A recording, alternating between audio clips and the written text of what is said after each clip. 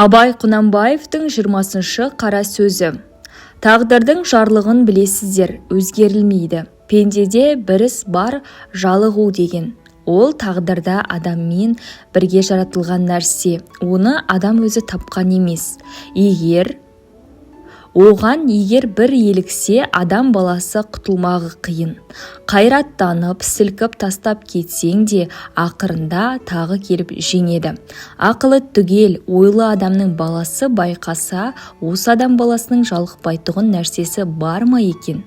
Тамақтан да, ойыннан да, күлкіден де, мақтаннан да, кербездіктен де, тойдан да, топтан да, қатыннан да көңіл аз ба, көп пе жалығады.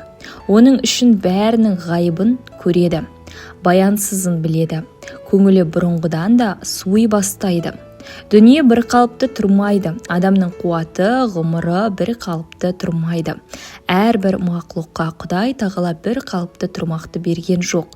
Енді көңіл қайдан бір қалыпты тұра алады? Бірақ осы жалығу деген әрнені көрем деген, көп көрген, дәмін, бағасын, бәрінің де баянсызын біліп жеткен ойлы адамнан шығады. Соншалық ғұмырының баянсызын, дүниенің әрбір қызығының ақырының шолақтығын көрген білгендер тіршіліктен де жалықса болады. Бұлай болғанда ақымақтық, қайғысыздықта бір ғанибет екен деп ойлаймын.